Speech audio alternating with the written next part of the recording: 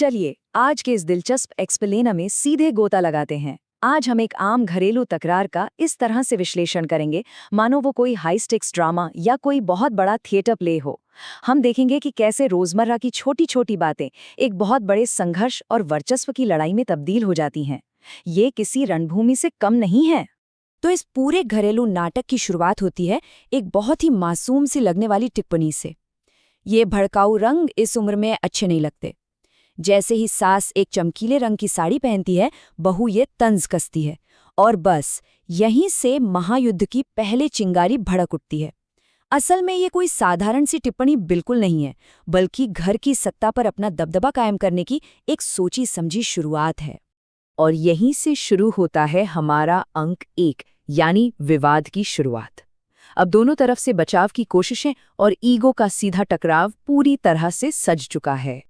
अब यहाँ सबसे दिलचस्प बात यह है कि बहू तुलनाओं को एक हथियार की तरह कैसे इस्तेमाल करती है। जब सास कहती है कि भाई बहू की माँ ने भी तो शादी में ऐसा ही रंग पहना था, तो बहू पलटकर अपनी माँ की तुलना सीधे जीनत अमान और मौसमी चटर्जी जैसी मशहूर अभिनेत्रियों से कर देती है। इसका सीधा सा मकसद है सास के आत्मविश्वास को तोड़ना और अपनी माँ की छवि को एक बिल्कुल ही अलग काल्पनिक ऊंचाई पर ले जाना। इस बढ़ते हुए तनाव को भांपते हुए घर का बेटा यानी पतिदेव युद्ध के मैदान से पीछे हटने की एक बहुत ही क्लासिक निंजा तकनीक अपनाते हैं।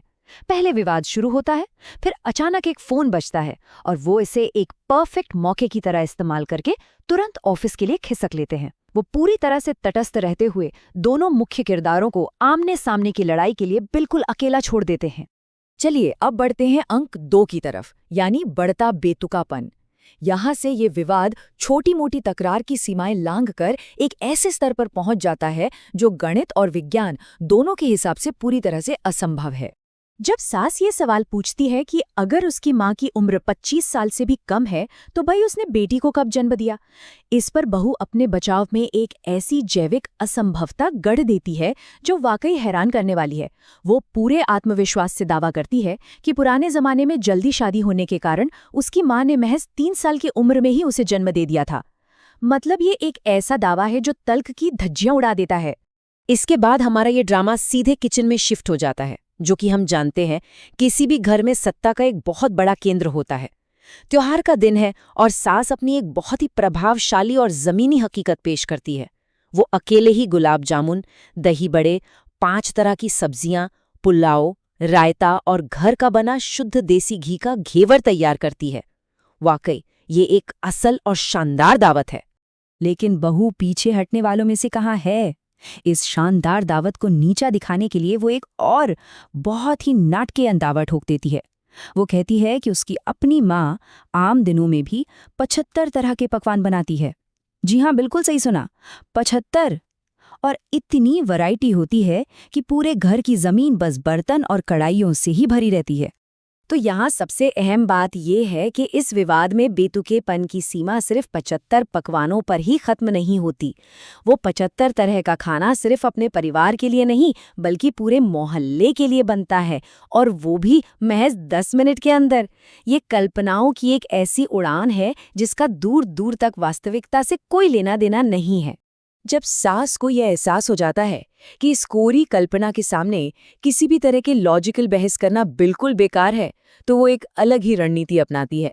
वो पूरी तरह से न्यूट्रल रहते हुए बड़े ही व्यंग्यात्मक तरीके से हार मान लेती है। वो कहती है कि भाई 3 साल में बच्चा और 10 मिनट में मोहल्ले के लिए 75 पकवान बनाने वाली सुपर वुमेन से वो कभी मुकाबला कर ही नहीं सकती। ये सास का एक बहुत ही शानदार तंज भरा सरेंडर है। अब एंट्री होती है हमारे अंक 3 की, सच का पर्दाफाश और एक अप्रत्याशित आगमन। सास ने चुपके से एक मास्टर स्ट्रोक खेला है और इन सभी असाधारण दावों की सच्चाई परखने के लिए बहू की माँ को ही घर बुला लिया है। बहू की माँ के दरवाजे पे पहुंचने से ठीक पहले बहू अपनी माँ की तारीफ में अपना आखिरी और सबसे बड़ा तीर छोड़ती है। वो दावा करती है कि उसकी माँ इतनी ज्यादा अच्छी और सेवा भाव वाली है कि वो अपनी बहू के पैर तक दबाती है। और ठीक उसी पल इस पूरी काल्पनिक कहानी की मुख्य किरदार यानी बहू की माँ साक्षात दरवाजे पर खड़ी नजर आती है। और बस यही वास्तविकता उस भ्रम के महल को चकनाचूर कर देती है। एक तरफ वो मिथकीय माँ है जो 75 पकवान बनाती है और पैर दबाती है, और दूसरी तरफ वो असल माँ है जो दरवाजे पर आते ही पैरों में भयंकर दर्द की शिकायत कर रही है। वो इतनी ज्यादा थकी हुई है कि खुद उसकी बहू ने उसके पैरों की तेल से मालिश करने से साफ मना कर दिया है। क्या गजब का कंट्रास्ट है। झूठ का ये विशाल महल कैसे ताश के पत्तों की तरह बिखरता है, जरा उसकी टाइमलाइन पर गौर करते हैं। पहले ही मिनट में बिना मालिश वाले दर्द भरे पैरों के साथ एंट्री।